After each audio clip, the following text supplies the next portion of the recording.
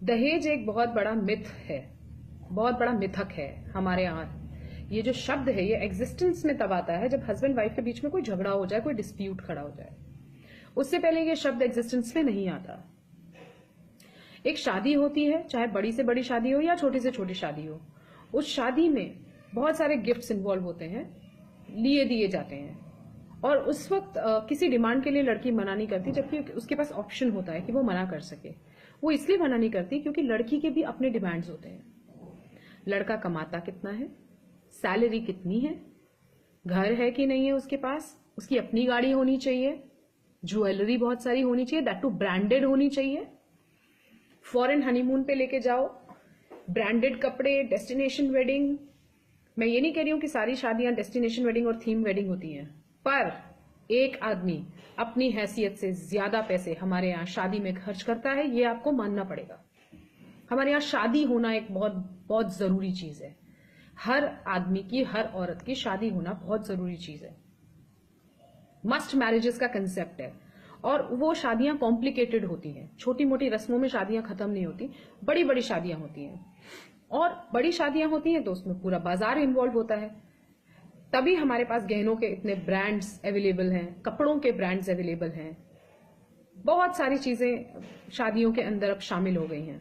और यकीन मानिए, हर नई चीज आरोप की एक नई लिस्ट बनाती है पुरुष पे, पति पे, हस्बैंड पे।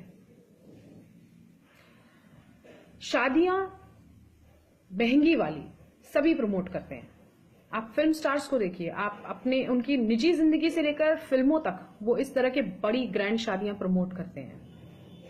उस वक्त पर दहेज की कोई चेतावनी नहीं होती। यहां तक कि पॉलिटिशियंस जो खुद भी बैठ के कहीं इसको अपराध मान रहे होंगे, बड़े बड़े भाषण दे रहे होंगे, लेकिन अपने बच्चों की शादी करते वक्त वो भी बड़ी बड़ी शादियां प्रमोट करते हैं। और जहां पर ऐसी बड़ी जटिल कॉम्प्लिकेटेड शादियां होंगी वहां पर डिस्प्यूट्स होंगे, चाहे छोटे आदमी की शादी हो या किसी बड़े आदमी की शादी हो। और जब डिस्प्यूट्स होंगे तो उनको रिजॉल्व करने का सबसे अच्छा तरीका होता है आदमी को ब्लेम करना। और वही हुआ। बाहर प्रेजेंट किया गया दुनिया को कि भारतीय पुरुष दहेज का लोभी दरिंदा होता है। वो शादी दहेज के लिए करता है, अपनी पत्नी को प्रताड़ित करने के लिए करता है, प्यार के लिए, जीवन साथी पाने के लिए, अंडरस्टैंडिंग के लिए शादी नहीं करता वो। इस इमेज को प्रेजेंट करने के बाद कुछ फज्ड डेटाज प्रेजेंट किए गए, स्टैटिस्टिक्स लाई गई, जिसके अकॉर्डिंग बहुत सारी औरतों को प्रताड़ित किया जाता है शादी के लिए, जिंदगी खराब हो जाती है महिलाओं की शादी करके। ऐसे कुछ चीजें लाई गई। और उसके बाद क्योंकि हमें दुनिया को यह दिखाना था कि हम इस कुरीति को रोकने की कोशिश कर रहे हैं, तो हम एक कानून लाए। सरकार एक कानून लाई 498A, जिसका एक्चुअली दहेज से कुछ लेना देना नहीं है।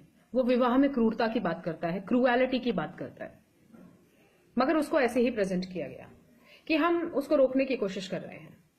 ऐसी कुरीति जिसको हम खुद भी प्रमोट कर रहे हैं, पर हम उसको रोकने की कोशिश कर रहे हैं। अगर आज की तारीख में आप किसी आम आदमी से भी पूछ लो कि आपको ये दहेज के कानून के बारे में पता है, हाँ पता है। आम आदमी से लेकर पॉलिटिशियंस तक जानते हैं कि ये कानून क्या है और इसका उपयोग कैसे किया जा रहा है। मगर फिर भी वो ये कहेंगे कि इसकी बहुत जरूरत थी। कैसे थी? क्या इस कानून के आ जाने के बाद महंगी भव्य शादियों पे रोक लगी? नहीं। हम रोज देखते हैं ऐसी भव्य शादियां हो रही हैं और होती रहेंगी। एक कानून के आ जाने से उस पर कोई फर्क नहीं पड़ने वाला है। समस्या कहीं और है और हम समाधान नहीं ढूंढ रहे हैं। हम एक बाजार के बदले हमने दूसरा बाजार प्रेजेंट कर दिया। हाँ, मैं 498A को बाजार कह रही हूं, धंधा कह रही हूं। इसलिए कह रही हूं क्योंकि पॉलिटिशियन से लेकर आम आदमी तक ये बात जानता है कि 498A को एक्चुअली कैसे यूज किया जा रहा है, बल्कि उसको बनाया ही इसी यूज के लिए गया था। लोग मिसयूज कहते हैं, मैं कहती हूं जो कानून इतना लूजली ड्राफ्ट किया गया हो, जो कानून एक्चुअली समस्या का समाधान ना ढूंढने के लिए, बस यूं ही दुनिया को दिखा देने के लिए और पुरुष जाति को कटघरे में करने के लिए, जिसके पीछे इंटेंशन ही यही हो, उसको ऐसे ही यूज किया जा सकता था। उसका और कोई यूज हो नहीं सकता है। फिर उस पर रोक क्यों नहीं लग रही अगर सब जानते हैं? क्योंकि आज की तारीख में वो भी एक बहुत बड़ा बिजनेस बन चुका है। उसमें बहुत सारा पैसा इन्वॉल्व है। बहुत बहुत सारे लोगों का घर इस 498A पे चल रहा है। महिलाओं का तो चल ही रहा है, उसके साथ साथ बहुत सारे और लोगों का घर चल रहा है। ये डर का धंधा है जो चलता जा रहा है। इसका दहेज जैसे मिथ से कुछ भी लेना देना नहीं है।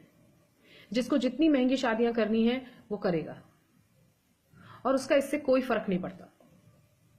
तो अगली बार जब भी कोई पुरुष को कटघरे में खड़े करने की कोशिश करे तो उससे सवाल जरूर पूछिएगा, आपने क्या डिमांड किया था?